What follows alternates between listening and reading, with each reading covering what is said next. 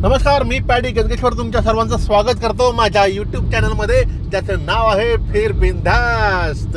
आणि आज मी बिंदास्त फिरतोय साताऱ्यामध्ये आणि साताऱ्याच्या जवळच असणाऱ्या वर्धनगड किल्ल्याकडे मी चाललेलो आहे. साताऱ्यापासून 15-16 किलोमीटरवरती कोरेगाव आहे.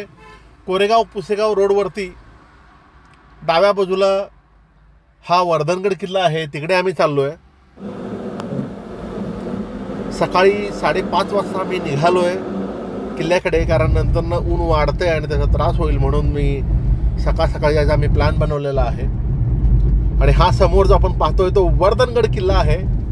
अतिशय देखणा असा किल्ला.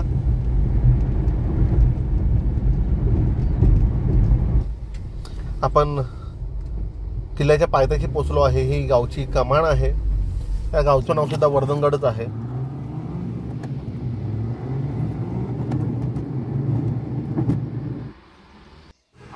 गाडी इथे पायथ्यापर्यंत येते. इथे गाडी आम्ही लावली आहे आणि हा वरती वर्धनगड किल्ला दिसतोय. इथून आता आपण चालायला सुरुवात करायची. ह्या पायऱ्या इथून जात आहेत.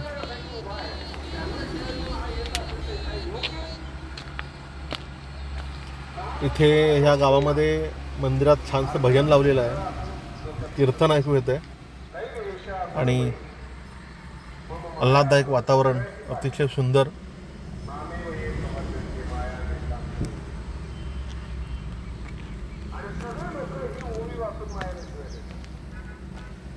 इथून साधारणतः 100-125 पायऱ्या आहेत आणि तिथून थोडासा पुढे कच्चा रस्ता आहे. आता आपण जाऊयात पुढे.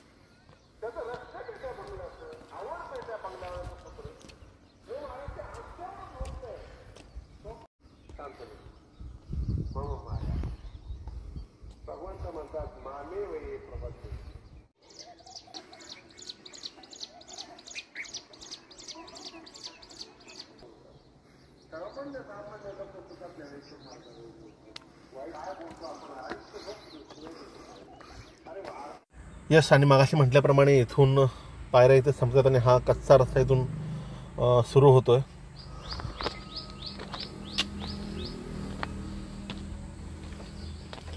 यस, आणि आपण तटबंदीपर्यंत पोहोचलो, म्हणजे प्रवेशद्वारापर्यंत पोहोचलेलो आहोत.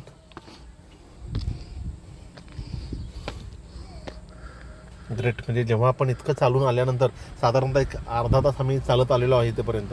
आणि जेव्हा आपण हा मूळ किल्ला पाहतो, जिथं प्रवेशद्वार पाहतो, तिथे मन अगदी सुखावून जातं.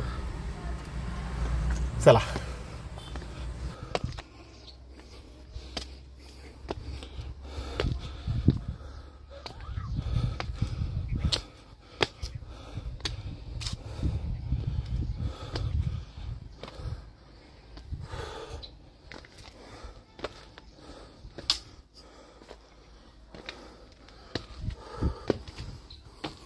यस, आणि हा आहे किल्ले वर्धनगडचा प्रवेशद्वार.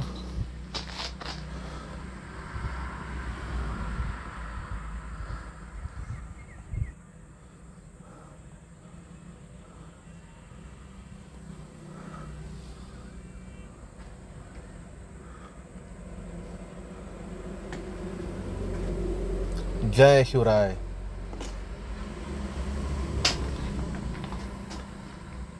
इथे उजव्या बाजूला थोडीशी कदाचित चालत आल्यानंतर हे बसण्यासाठी देवळी केली असावी.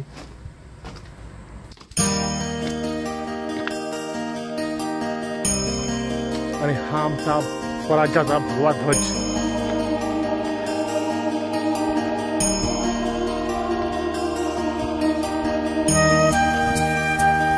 जय शिवराय.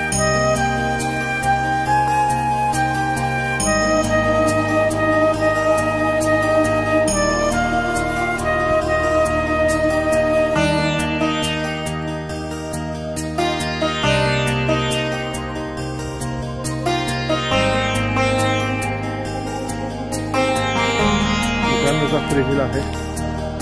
किल्ले वर्धनगड. वर्धनगड छत्रपती शिवाजी महाराजांच्या वास्तव्याने पावन झालेला किल्ला आहे.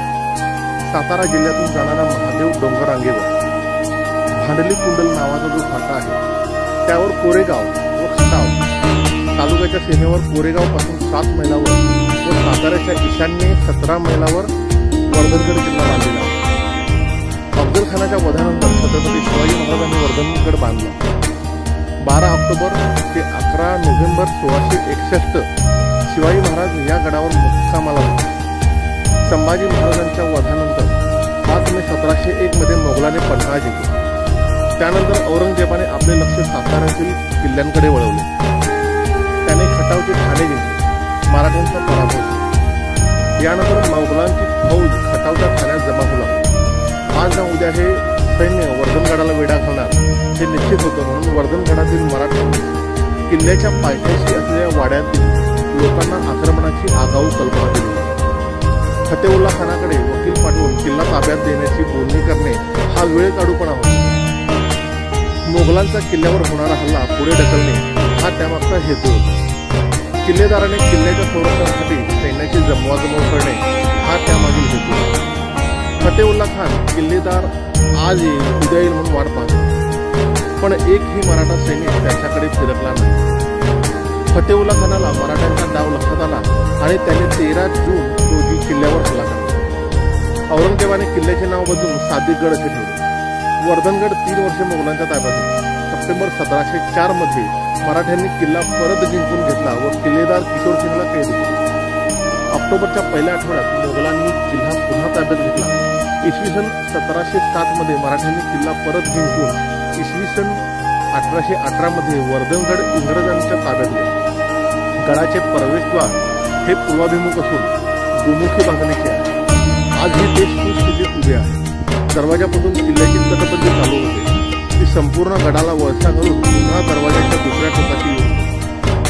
ही तटबंदी आजही चांगल्या स्थितीत शाबूत आहे. टेकडावर गडाची अधिष्ठानाची वर्धनी मातेचे मंदिर आहे. मंदिर जीर्णोद्धारित असल्यामुळे आकर्षक दिसते. मंदिरासमोर परसबंदी डोंगरा बांधलेला आहे. मंदिराचा सभामंडप प्रशस्त आहे.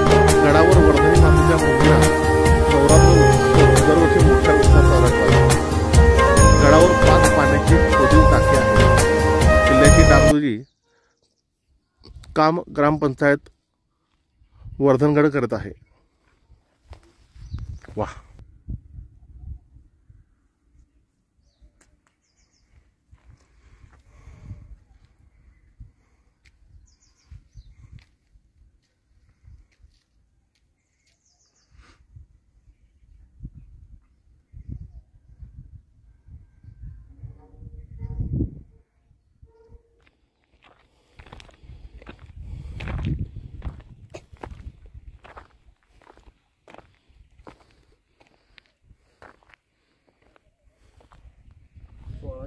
साली म्हणजे महाराज गडावर